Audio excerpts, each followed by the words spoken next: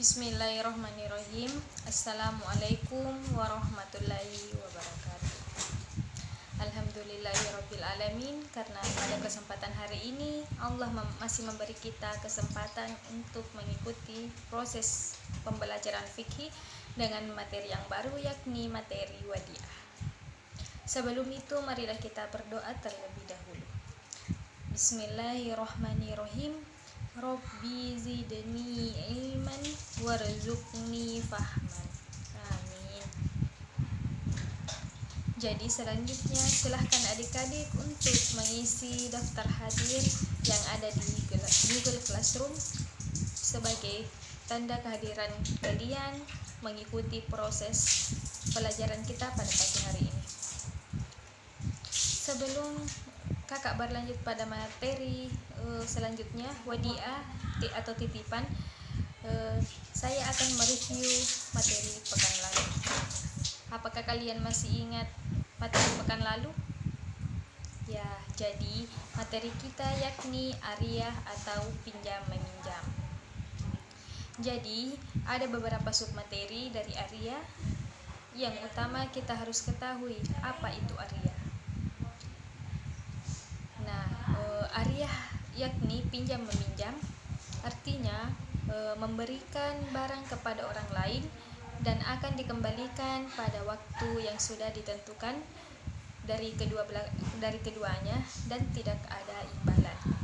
Adapun dasar hukum pinjam meminjam, sebagaimana kita ketahui bahwasanya Quran surah Al-Maidah ayat 2, A'udzubillahi minasyaitonirrajim. Bismillahirrahmanirrahim. Wa ta'awanu 'alal birri wat taqwa wa la ta'awanu 'alal itsmi wal udwan. Dan tolong menolonglah kamu dalam hal kebaikan dan jangan tolong menolong dalam hal keburukan. Jadi ayat tersebut menjelaskan bahwasanya pinjam meminjam berarti kita menolong saudari kita, keluarga kita dengan kebaikan kita dan tidak meminta imbalan. Selanjutnya rukun ariyah. Adapun rukunnya, ada orang yang memberi pinjaman, ada orang yang dipinjamkan, ada barang yang dipinjamkan, dan sigat ijab kabul. Jadi itulah tadi materi kita pekan lalu yang sudah kita bahas. Semoga adik-adik masih bisa mengingat kembali materi kita pekan lalu. Selanjutnya kakak akan menyampaikan tujuan pembelajaran kita pada pagi hari ini.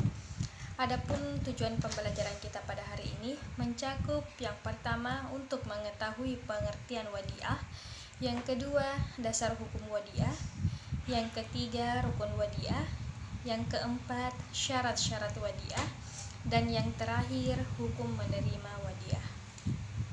Baiklah, yang pertama kita masuk pada pengertian wadiah. Wadiah menurut bahasa berarti titipan. Kata wadiah berasal dari kata wada'ah yada'u wada'an, yang artinya membiarkan atau meninggalkan sesuatu. Jadi wadiah artinya adalah sesuatu yang dititipkan. Menurut ulama Syafi'iyah dan Malikiyah, wadiah adalah gambaran penjagaan kepemilikan sesuatu terhadap barang-barang pribadi yang penting dengan cara tertentu. Berdasarkan pendapat tersebut, dapat ditarik pengertiannya bahwasanya wadiah adalah menitipkan suatu barang kepada orang lain dengan maksud dipelihara dan dirawat sebagaimana mestinya. Adapun contohnya yakni titipan, yakni misalnya kakak menabung uang sebanyak 600.000 di bank, maka ini adalah titipan yang dititipkan di bank, barang titipan yang dititipkan di bank. Baiklah, selanjutnya kita masuk kepada materi dasar hukum wadiah. Yang pertama, sebagaimana dalam Quran surah Al-Baqarah ayat 283, A'udzubillahi minasyaitonirrajim. Bismillahirrahmanirrahim. Wa in kuntum ala safarin wa lam tajidu katiban farihanun maqbudan fa in amina ba'dukum ba'dan falyu'adil ladzi tumina amanatahu walyattaqillaha rabbah. Yang artinya, jika kamu dalam perjalanan dan muamalah tidak secara tunai, sedang kamu tidak memperoleh seorang penulis, maka hendaklah ada barang tanggungan yang dipegang oleh yang berpiutang. Akan tetapi, jika sebagian kamu mempercayai sebagian yang lain, maka hendaklah kamu dipercayai yang menunaikan amanahnya atau utangnya, dan hendaklah ia bertakwa kepada Allah Tuhannya. Yang kedua yakni dasar hukum sesuai dengan sabda Rasulullah sallallahu alaihi wasallam. An Abi Hurairah qala Rasulullah sallallahu alaihi wasallam, "Addil amanata ila man i'tamanaka wa la takhun man khanaka." Rawahu Abu Daud. Artinya, tunaikanlah amanah kepada orang yang menitipkan kepadamu, dan janganlah engkau berkhianat kepada orang yang mengkhianatimu. Hadis riwayat Abu Daud. Jadi, kedua dasar hukum tersebut bertujuan untuk menyampaikan bahwa jika ada barang atau titipan yang dititipkan kepada kita, maka hendaklah dijaga dan dirawat dengan baik, karena itu sudah menjadi tanggung jawab kita sebagai peminjam sampai penitip mengambil titipan tersebut. Baiklah, selanjutnya kita masuk pada materi rukun wadiah. Rukun wadiah adalah hal pokok yang harus ada dalam akad wadiah. Jika ada salah satunya, rukun wadiah ini tidak terpenuhi, maka akad itu tidak menjadi sah. Adapun rukun wadiah itu ada 4, yakni orang yang menitipkan, atau disebut dengan al-mudi atau al-mu'adi. Contoh seperti contoh sebelumnya tadi, menitipkan sebuah uang atau menabung uang di bank, maka kita disebut dengan orang yang menitipkan. Yang kedua, orang yang dititip atau al-muda atau al-mustauda. Bank ini tadi maka disebut dengan al-muda atau al-mustauda. Yang ketiga, barang titipan atau wadiah. Nah, tadi contohnya ketika kita menitip uang 600.000, maka uang itu disebut dengan wadiah. Yang keempat, sigat ijab kabul. Nah, ketika kita menyimpan uang atau menabung uang di bank, kakak melakukan ijab kabul. Maksudnya di sini bahwasanya kita memberikan uang ke bank dan diterima oleh pihak bank dengan kata-kata atau perbuatan. Nah, itulah disebut dengan sigat ijab kabul. Jadi silahkan adik-adik pahami lagi mengenai pengertian wadiah, dasar hukum wadiah, dan rukun wadiah.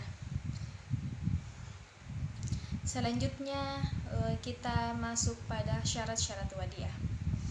Syarat wadiah itu ada 4, yakni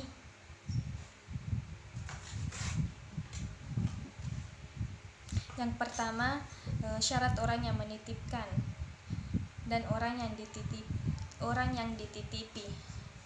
Yang pertama, seorang harus balik, tidak sah melakukan akad yang belum balik. Namun, ulama Hanafiyah memperbolehkan berakad dengan anak yang sudah mumayyiz dengan persetujuan walinya. Jadi, anak yang belum balik ini tidak bisa melakukan akad wadiah kecuali dengan syarat ada persetujuan dari walinya.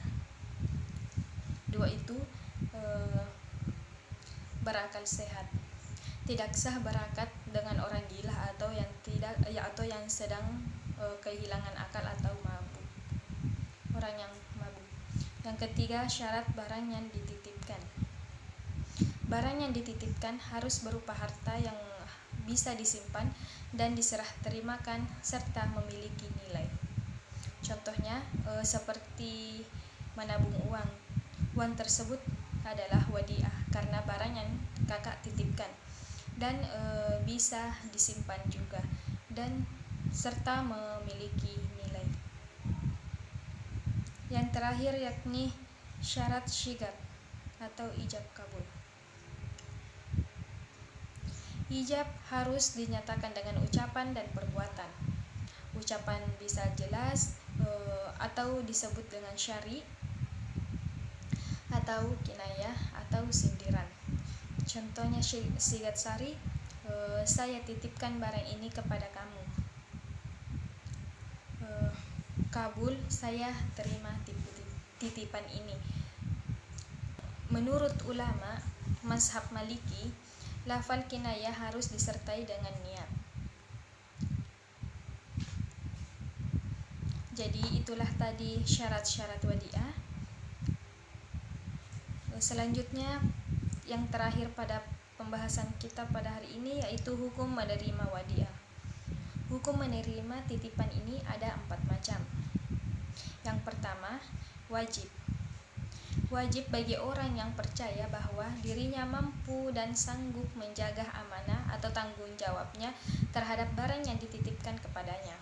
Sementara tidak ada orang lain yang sanggup dan tidak dipercaya menjaga titipan tersebut. Yang kedua yakni sunnah. Nah, bagi orang yang percaya bahwa dirinya mampu dan sanggup menjaga amanah terhadap barang yang dititipkan kepadanya. Yang ketiga, haram. Haram bagi orang yang percaya dan yakin bahwa dirinya tidak mampu menjaga amanah terhadap barang titipan tersebut. Jadi ketika orang percaya dan yakin bahwa dia tidak mampu menjaga amanah tersebut, maka dikategorikan haram untuk menerima wadiah atau titipan itu sendiri. Yang keempat yaitu makruh bagi orang yang percaya dirinya mampu menjaga barang titipan tapi masih ada unsur keraguan dari dirinya sendiri. Jadi ketika kita yakin untuk bisa menjaga barang namun sedikit agak ada keraguan, maka itu hukumnya makruh menerima wadiah. Baiklah adik-adik sekalian, itulah tadi materi wadiah yang sempat kakak sampaikan pada kesempatan hari ini. Kakak akan sedikit menyimpulkan terkait materi kita pada pagi hari ini. Yang pertama, pengertian wadiah. Kita ketahui bahwasanya secara bahasa wadiah artinya titipan. Jadi menitipkan suatu barang kepada orang lain dengan maksud dirawat sebagaimana mestinya. Adapun dasar hukum wadiah terbagi atas 2, berasal dari Quran surah Al-Baqarah ayat 283 dan sabda Rasulullah SAW berdasarkan hadis riwayat Abu Daud. Adapun rukun wadiah, yang pertama adanya orang yang menitipkan, orang yang dititip, barang titipan, dan yang terakhir sigat ijab kabul. Yang keempat, syarat-syarat wadiah. Syarat wadiah terbagi menjadi 3 macam. Syarat orang yang menitipkan dan orang yang dititipi. Yang kedua, syarat barang yang dititipkan, dan yang ketiga, syarat sigat atau ijab kabul. Yang terakhir, hukum menerima wadiah. Jadi hukum menerima wadiah ada 4, yaitu dihukumi wajib, sunnah, haram, dan makruh. Jadi selanjutnya kakak akan memberikan tugas.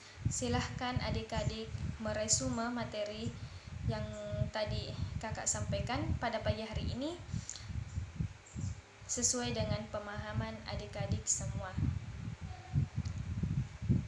Baiklah adik-adik sekalian, semoga pembelajaran pada pagi hari ini diberkahi oleh Allah Subhanahu wa taala dan selamat belajar dan sukses selalu. Kakak tutup pembelajaran hari ini. Silahkan adik-adik absen dari classroom untuk tanda bahwa adik-adik semua hadir di pembelajaran kita pada pagi hari ini. Sekian dari kakak.